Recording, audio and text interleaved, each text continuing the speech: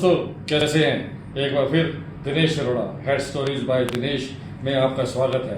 और मेरा मोटो ये है कि मैं को भी आपको कुछ सुनाऊं या दिखाऊं तो आपके चेहरे पर आए स्माइल।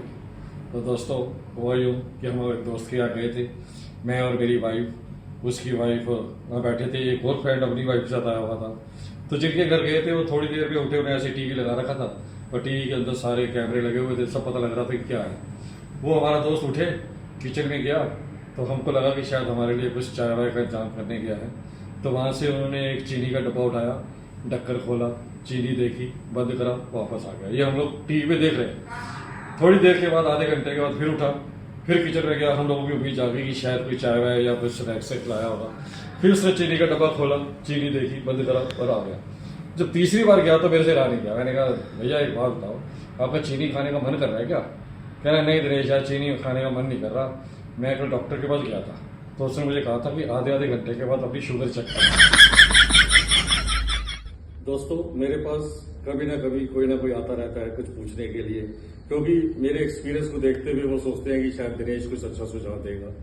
मेरे पास एक लड़का आया, कहने लगा भैया एक बात बताओ, मेरे को लंबी उम्र करने का कोई उपाय बताओ।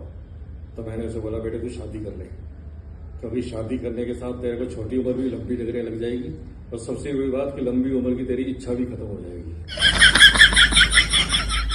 दोस्तों आपको पता है शादियों का सीजन है और शादियों का सबसे महत्वपूर्ण चीज होती है जब दुल्हन अब पहली बार अपने घर में किचन में जाती है और एक रस्म के अनुसार ये होता है कि वो अपने हाथ से किचन में कुछ बनाए।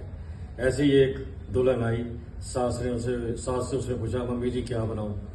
तो मम्मी जी कहने लगी बेटे जो तेरे को सबसे अच्छा बनाना आता है ना वो बना रहा है, मेरी कोई पाबंदी नहीं है। तो जानते हैं लड़की क्या बोली? कह रही मम्मी आप सोडे में लेंगी या पानी में? दोस्तों जब बात दोस्त की हुई है तो एक किस्सा आपसे जरूर शेयर करूंगा। एक हमारा दोस्त था, ऑफिस से बिल्कुल ठीक ठाक कर गया था। अगले दिन सुबह आया तो उसकी टांग टूटी हुई थी। बड़ी हैरानी से पूछा भैया क्या हो गया? कह रहा यार रात को बहुत गड़बड़ हो गई। मैं क्या गड़बड़ हो गई? कहता है मैं सो रहा था, इतने में मेरी बीवी चिल्लाने लग गई, ये आ गए ये आ गए ये आ गए।